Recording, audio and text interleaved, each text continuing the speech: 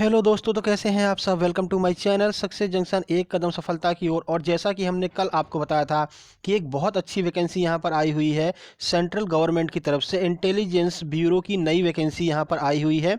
तो कोरोना के बाद ये पहली बिग अपडेट है यहाँ पर सेंट्रल गवर्नमेंट की तरफ से जो वैकेंसी निकली हुई है। तो इंटेलिजेंस ब्यूरो जो है वो मिनिस्ट्री ऑफ होम अफेयर्स के अंतर्गत आता है। तो आइए हम आपको पूरी जानकारी देंगे, इस वैकेंसी से संबंधित डिटेल इन्फॉर्मेशन हम आपको देने वाले हैं। तो चलिए चलते हैं, पहले हम बताते हैं आपको कि किस विभाग में ये वैकेंसी आई है और किस पोस्ट पर ये वैकेंसी आई हैं। सारी जानकारी आपको देते हैं। उसके बाद हम एजुकेशनल क्वालिफिकेशन भी बताएंगे, कितनी एज तक के लोग इसमें भर सकते हैं, क्या सैलरी बेस है और क्या सिलेबस है एग्ज़ाम का, कैसे कैसे एग्ज़ाम होगा, सारी जानकारी हम आपको देने वाले हैं। तो चलिए चलते हैं। तो ये है IBACIO की वैकेंसी आई हुई है, असिस्टेंट ग्रेड 2 की। उसके बाद ये इंटेलिजेंस ब्यूरो, जैसे कि हमने आपको बताया था, मिनिस्ट्री ऑफ होम अफेयर्स के अंतर्गत काम करता है। जैसे कि आपने कई फिल्म में सुना भी होगा कि जो खुफिया विभाग होता है भारत का, जैसे कि रॉ हो गया, IB हो गया, इंटेलिजेंस ब्यूरो वगैरह, ये सारे विभाग जो होते हैं वो भारत के खुफिया विभाग कहलाते हैं। ठीक है, भारत की आंतरिक सुरक्षा जो होती है वो उनकी उसकी जिम्मेदारी इन लोगों के पास में होती है। ठीक है, तो देखिए 2000 वैकेंसी आई हुई है, काफ़ी ज़्यादा वैकेंसी। इससे पहले 2000 वैकेंसी कभी भी नहीं आई थी। दूसरी बात हम आपको बता दें, अभी तक इसका पेपर ऑफलाइन हुआ करता था, लेकिन अब इसका एग्ज़ाम पहली बार ऑनलाइन होने वाला है। तो बहुत बड़ा यहाँ पर चांस है, क्योंकि जो भी एग्ज़ाम ऑनलाइन कराता है तो शुरुआत में काफ़ी नॉर्मल से प्रश्न रखते हैं वो। उसके बाद जैसे जैसे यहाँ पर अनुभव होता जाता है ऑनलाइन एग्ज़ाम्स का, फिर उसके बाद लेवल बढ़ता जाता है एग्ज़ाम्स का। तो बहुत अच्छा चांस है यहाँ पर। आइए और आपको जानकारी देते हैं। तो वैकेंसी की डिटेल्स आपको देते हैं, कितनी कितनी वैकेंसी किसके किसके लिए आई हुई हैं। तो सबसे पहले जनरल की 989 वैकेंसी हैं। उसके बाद बात करते हैं OBC की 417 वैकेंसी हैं। उसके बाद EWS जो इकोनॉमिकल व्हीकल सेक्शन होता है उसकी 113 वैकेंसी। साथ ही साथ आपको बता दें कि आपके लिए EWS का जो सर्टिफिकेट है वो सेंट्रल का होना चाहिए। अगर आप मध्य प्रदेश के निवासी, उत्तर प्रदेश के निवासी हैं, तो आपके पास में एक तो यूपी और MP का EWS होगा और एक आपके पास सेंट्रल का EWS होना चाहिए, अगर आप यहाँ पर अप्लाई कर रहे हैं ACIO EWS के लिए। तो उसके बाद बात करते हैं, तो SC की 360 वैकेंसी हैं और ST की 121 वैकेंसी आई हैं। इतनी कुल मिलाकर के वैकेंसी आई हुई हैं, सभी अलग अलग कैटेगरी के लिए।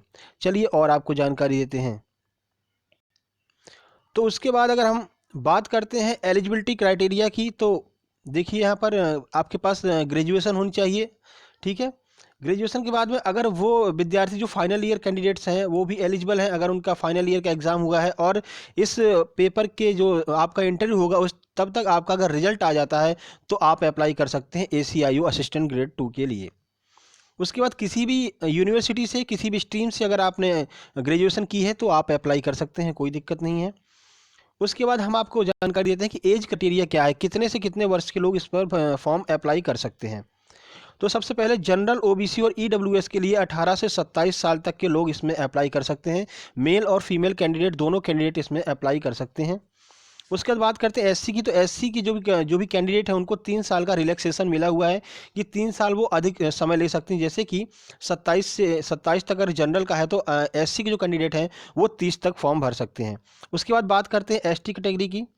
तो ST कैटेगरी को 5 ईयर का रिलैक्सेशन मिला हुआ है, यानी कि ST कैटेगरी के जो भी कैंडिडेट हैं अगर वो 32 साल तक के हैं तो वो भी फॉर्म अप्लाई कर सकते हैं। तो SC को 3 साल का रिलैक्सेशन और ST को 5 साल का एज में रिलैक्सेशन मिला हुआ है। आइए और जानकारी आपको देते हैं। अब देखिए इंपॉर्टेंट डेट्स क्या है, कब कब एग्जाम्स होने वाले हैं, कब कब इसके फॉर्म भरे जाएंगे। तो सबसे पहले अप्लाई जो ऑनलाइन है अगले 7 दिन के अंदर अप्लाई होना चालू हो जाएगा। उसके बाद बात करते हैं, जो लास्ट डेट है 19 जनवरी 2021 इसकी लास्ट डेट है अप्लाई ऑनलाइन की। उसका जो एग्ज़ाम डेट है वो अप्रैल और मई रखी गई है। तो अप्रैल के लास्ट वीक में या फिर मई के फर्स्ट वीक में आप इसकी एग्ज़ाम दे सकते हैं। तो समय आपके पास में है, तैयारी करते रहिए, सक्सेस जंक्शन के साथ बने रहिए।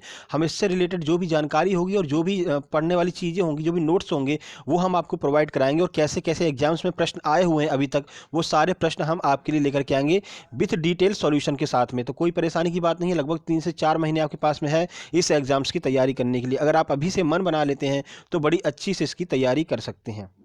चलिए आगे आपको जानकारी देते हैं। तो एग्ज़ाम पैटर्न क्या है ये हम आपको बताते हैं। देखिए सबसे पहले टीयर 1 होगा जो कि ऑब्जेक्ट होगा, 100 प्रश्न आएंगे उसमें, और 1/4 की माइनस मार्किंग भी है, ये बात आपको दिमाग में रखना है। अगर आप एक क्वेश्चन सही करते हैं और एक क्वेश्चन गलत करते हैं तो आपके 0.25 मार्क्स यहाँ पर कट जाएंगे। उसके बाद टीयर 2 आपका बात करते हैं तो इसमें कोई मेंस नहीं है।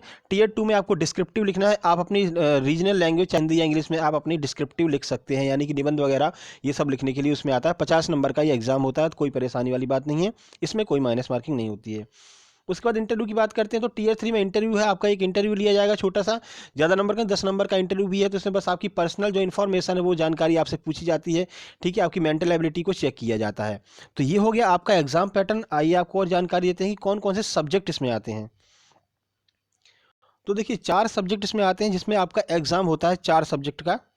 तो सबसे पहले आपका जीके आता है, जनरल अवेयरनेस उसमें आ जाता है, करंट अफेयर्स इसी में आ जाता है, ठीक है, हिस्ट्री के कुछ प्रश्न भी इसमें आ जाते हैं जीके के अंतर्गत।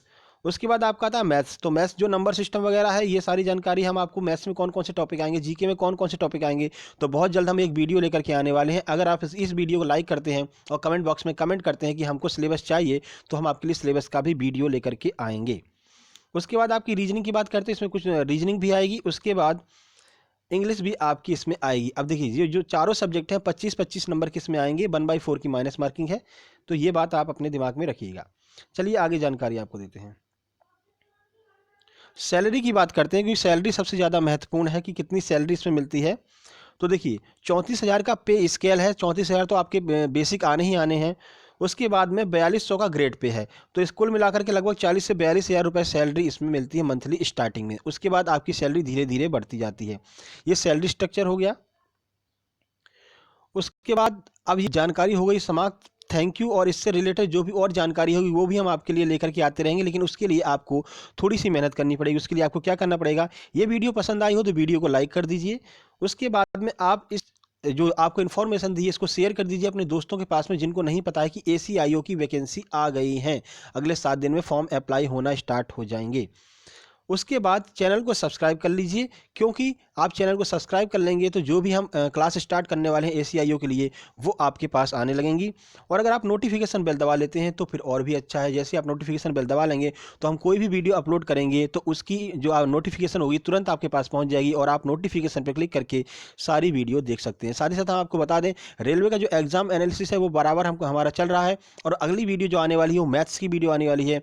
16, 17 और 18 3 दिनों में मैथ्स के कैसे प्रश्न आए हैं और उन प्रश्नों को हमने 1 लाइन में कैसे सॉल्व कर दिया तुरंत ट्रिक की मदद से, उसकी वीडियो अगली आने वाली है। तो तैयार रहिएगा उस वीडियो के लिए, और इस वीडियो को लाइक कर दीजिए, अपने दोस्तों के पास शेयर कर दीजिए और चैनल को सब्सक्राइब कर लीजिएगा। और रेलवे का एग्जाम स्टार्ट हो गया है तो उसकी तैयारी आप बना करके रखिए, हमारे साथ बने रहिए, हम आपके लिए पूरा रिवीजन लेकर के आने वाले हैं रेलवे का। तो जल्द ही मिलते हैं रेलवे के मैथ्स वाले वीडियो के साथ में, तब तक के लिए नमस्कार।